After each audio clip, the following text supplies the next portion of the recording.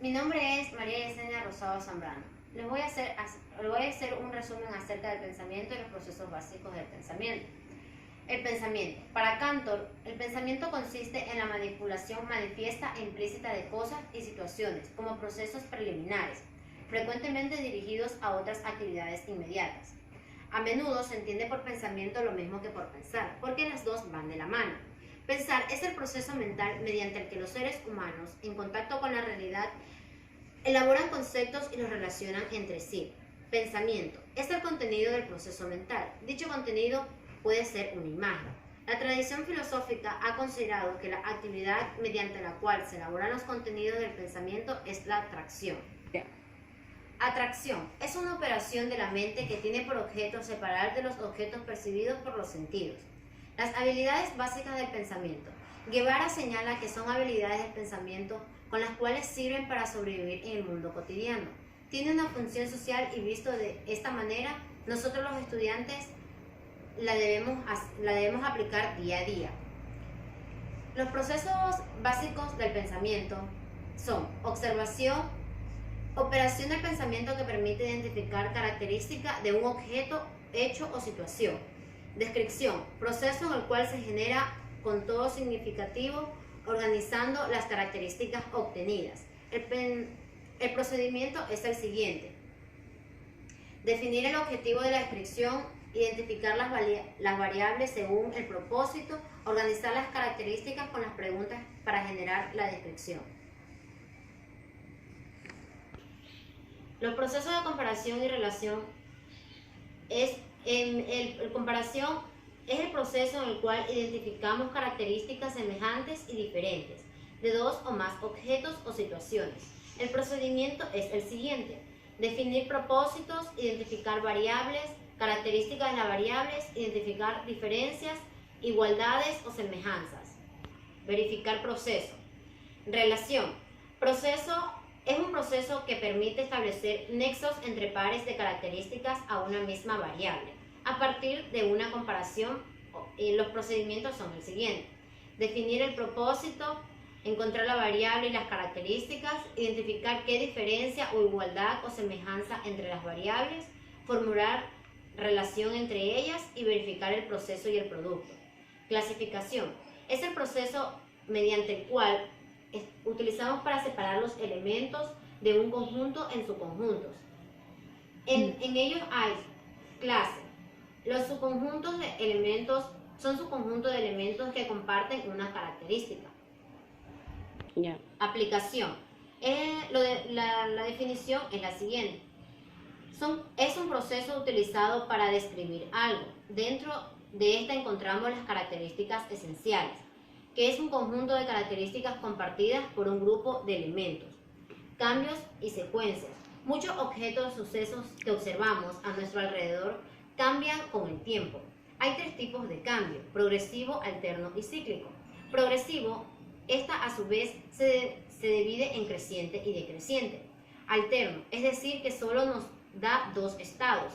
Y cíclico, es decir, que tiene más de dos estados. Secuencia. Es una sucesión de estados, símbolos o características relacionados con un objeto. Ordenamiento. Son procesos de ordenamiento y transformación que constituyen una aplicación del concepto de secuencia, por lo cual se toma en cuenta la variable ordenable y se lo relaciona con el proceso de ordenamiento. Los tipos de ordenamiento son natural y convencional. Natural está implicado en las características de las variables cuantitativas. Convencional provienen de las condiciones establecidas por el hombre para ordenar objetos, hechos o eventos del mundo. Transformación se denomina como el cambio de la característica de una variable. Esto se da dependiendo de la situación. Clasificación jerárquica.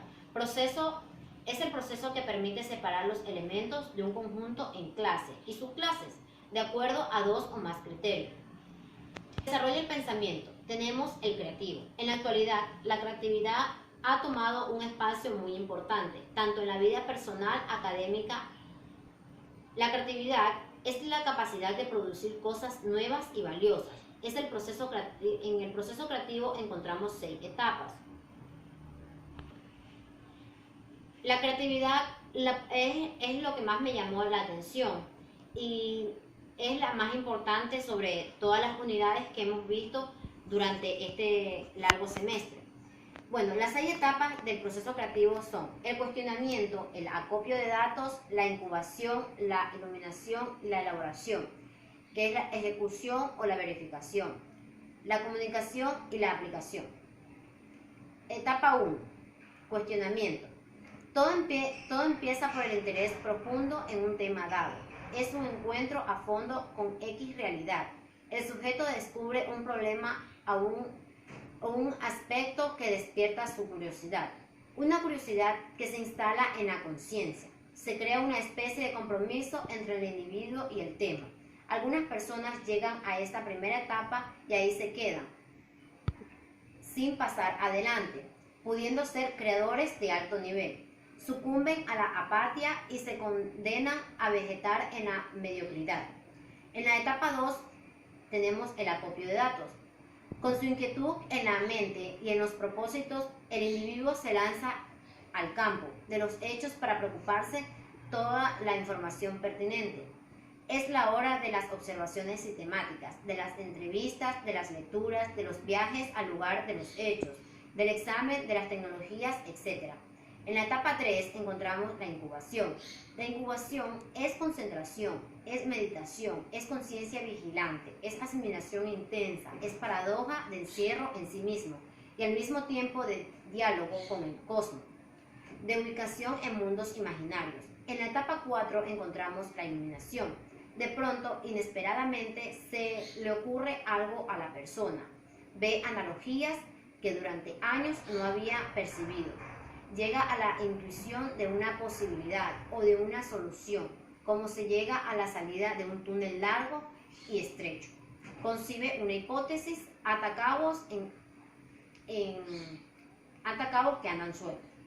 Etapa 5 encontramos la elaboración. Es la verificación de la hipótesis o la realización de la obra, según los casos. Aquí encontramos al dominio de la lógica, de la técnica, de la organización, de la disciplina, de la ascesis.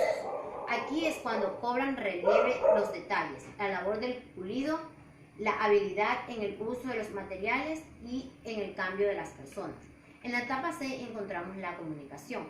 Podríamos llamarla también publicación, al menos en muchos de los casos.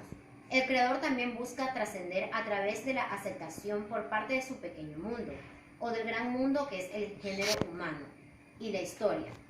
En primer lugar, una persona creativa es ante todo una persona ágil, flexible, capaz de adaptarse y fluir con las circunstancias. Es una persona con libertad de pensar, libertad de expresar, libertad de actuar y sin miedo al que dirán o que pensarán. La creatividad, desde este punto de vista, es un proceso que se desarrolla en el tiempo y que se caracteriza por la originalidad, el espíritu de adaptación y el cuidado de la realización concreta. El ser humano tiene en su interior un enorme potencial creativo y generador de ideas. A lo largo de la historia, en diferentes épocas y lugares, se han desarrollado técnicas y métodos para poder acceder a este potencial y desarrollarlo.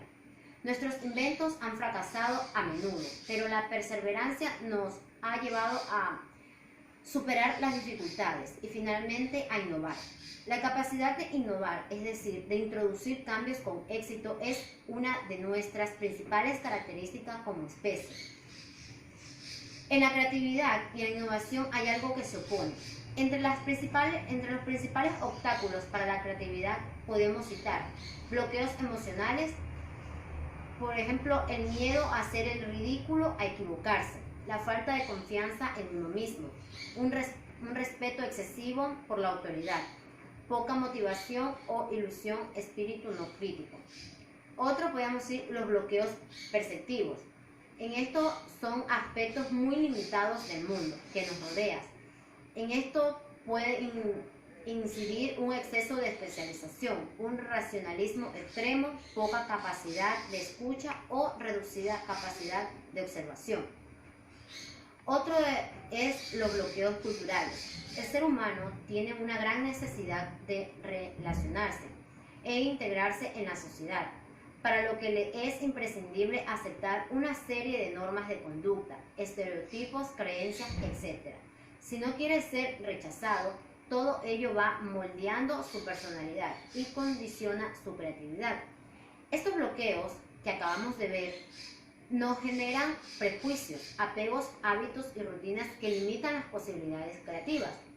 Para superarlos, en primer lugar, hemos de ser conscientes de su existencia y a continuación desarrollar las cualidades opuestas, tales como estar abiertos a nuevas ideas, el desapego o experimentar cosas nuevas, marcarnos retos, hacer las cosas de otra manera.